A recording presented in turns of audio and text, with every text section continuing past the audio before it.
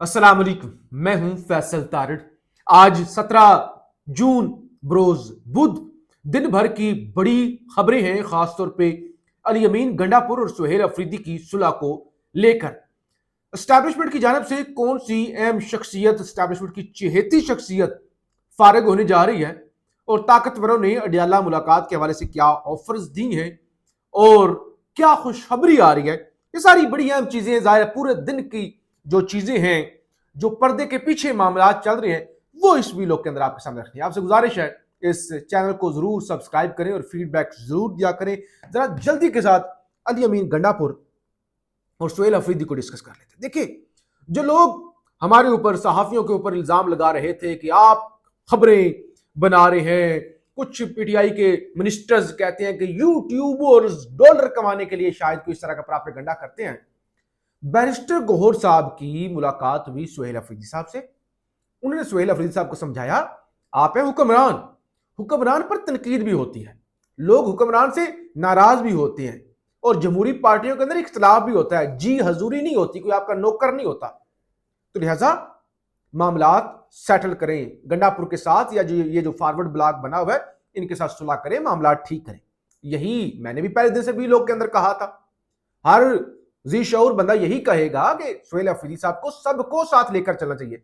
अगर वो मौलाना फजल रहमान से मिल सकते हैं, फैसल करीम कुंडी के साथ ताल्लुकात ठीक कर सकते हैं, तो अपनी जमात के अंदर भी ताल्लुकात ठीक होने चाहिए। बहरहाल अब वो मान गए और अब आज रात इतलात है किसी भी वक्त गंडापुर साहब की मुलाकात हो सकती है। और गंडापुर की भी स्टेटमेंट आई ना, गंडापुर ने कहा हमारा नजरिया एक है, हमारी पार्टी एक है, सोच एक है, खान उसके लिए हम जद्दोजहद कर रहे हैं। अगर किसी को तहफुजात है तो सुहेल अफरीदी साहब को वो तहफुजात दूर करने चाहिए।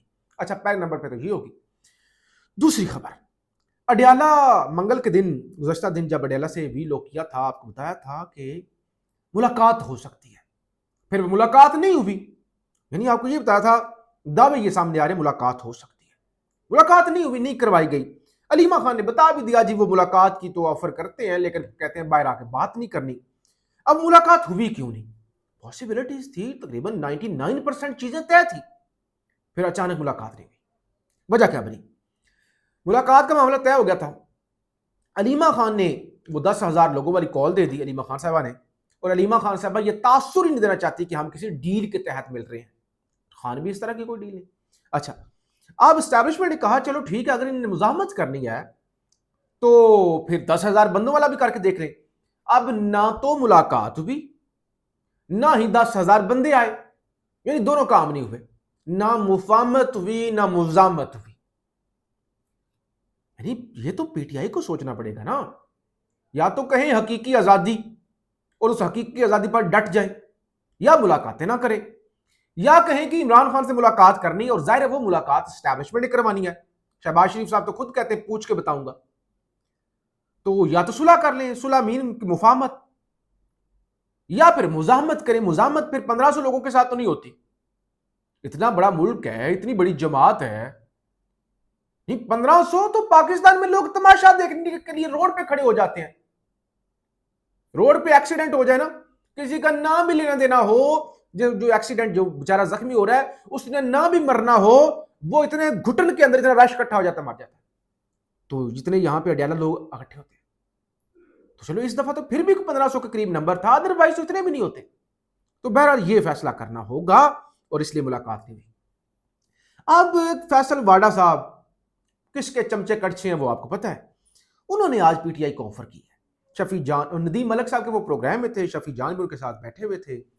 तो उन्होंने कहा मैं गारंटी देता हूं आप बजट पास करें, मेरी गारंटी पर मैं आपकी इमरान खान के साथ अडियाला में मुलाकात हो जाएगी, आप बस बजट पास करें।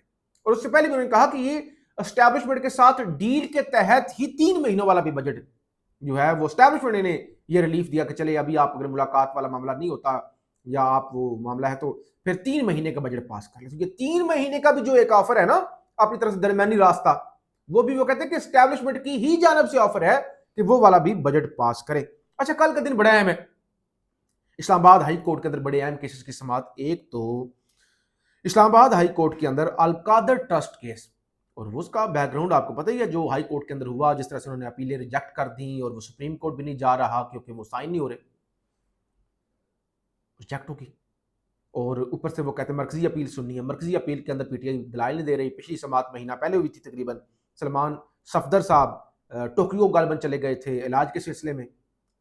और फिर डोगर साहब ने आखिरी वार्निंग दी थी कि भाई मैंने इंसाफ करना है, मैं बड़ा जल्दी में हूं। अब एक तो कल वो अलकादर का जो मरकजी अपीलें हैं वो कल मुकर्रर कर दी हैं।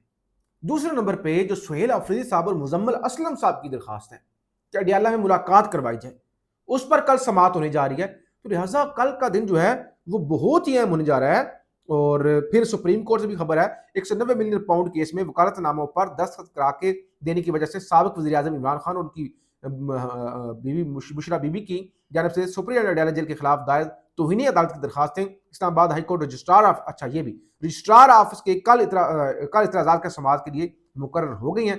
जस्टिस डोगर और जस्टिस आसफ साहब वो भी समाअत करने जा रहे हैं। तो ये टोटल इस्लामाबाद हाई कोर्ट का 3 से 4 अहम केसेस हैं कल जिन पर समाअत होने जा रही है। एक तो ये मामला, दूसरी मुलाकातें हो रही हैं। आज भी बिलावल की और शहबाज शरीफ सबकी मुलाकातें हुई हैं। नून लीग एस्टैब्लिशमेंट के साथ अपनी चीजें जरा तय करने में कामयाब होती हुई नजर आ रही है।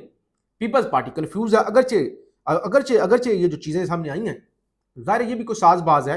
पीपल्स पार्टी की 11 सीटें हो गई हैं गिलगित बल्तिस्तान के अंदर, नून लीग की 6 हो गई हैं।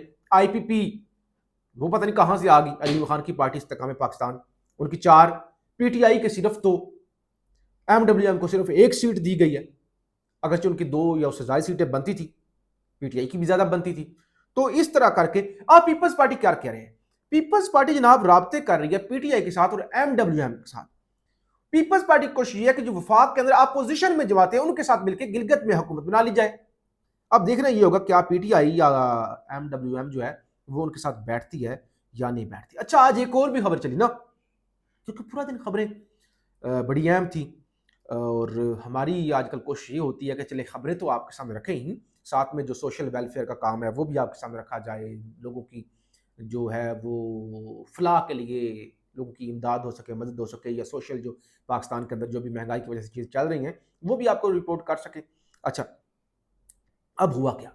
खबरें आज सारा दिन ये चली कि नून लीग और एस्टैब्लिशमेंट के दरमियान जो साजबाज हुई है ना कि मोहसिन नकवी को वज़ीर ख़ारजा बनाया जाए, और उनका वैसे भी वो ईरान आगे पीछे उनको बड़ा भागते दौड़ते हैं। साथ में मोहसिन नकवी PCB के चेयरमैन भी रहेंगे, वजारत दाखिला उनसे ले ली जाए और वजीर खजाना जो है वो बना दिया जाए इसहाक डार साहब को। इसहाक डार वजीर खजाना, और ये नून लीग की बड़ी दरीना ख्वाहिश होती है कि इसहाक डार आए और मजीद इकॉनमी का बेड़ा गर्क कर देते हैं।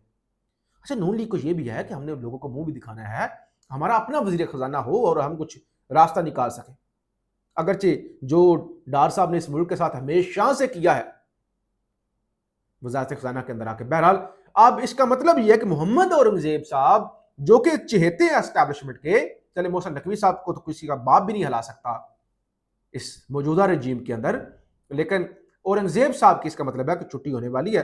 और बाकी हुकूमत के दरमियान अब वो जो थी ना कि जो धमकियां दी जा रही थी फैसल वाडा की जानब से, तो अब कामरान शाहिद और बाकी जो इस तरह के हैं उन्होंने बताना शुरू कर दिया है कि बाखबर मुसद्दका ज़राए के मुताबिक वफाकी हुकूमत और क़ियादत और रियासती अदारों के दरमियान कौमी मुफाद, आइनी हदूद और अवामी खिदमात के एजेंडे पर मुकम्मल हम आंगी मौजूद है। वही अंसार अब्बासी ने भी कहा था ना, अगरचे वो 3 कॉलम लिख दिए थे, पता नहीं किसके इशारे पे लिखे थे, सुहेल वड़ाइच साहब ने, लेकिन अब बताया जा रहा है जी हम आंगी भी मौजूद है और 1 पेज पर भी हैं। जाहिर है इस 1 पेज का कौम को पता क्या फायदा हो रहा है? वो जो CCD के गुंडे चकवाल के अंदर वो छोटी 9 साल गलबन लड़की थी, उसको गोलियां मारेगी, आज उसकी पोस्टमार्टम रिपोर्ट आई है। और पोस्टमार्टम रिपोर्ट में क्या बताया गया है? रिपोर्ट में बताया गया है कि नन्ही हानिया को 11 गोलियां लगी हैं। 11 गोलियां किसी दहशतगर्द को नहीं, आम मासूम बच्ची जो ऑस्ट्रेलिया से आई हुई थी। 11 गोलियां, इस तरह जालिमों की तरह जानवरों के पर इस तरह कोई फायर नहीं करता।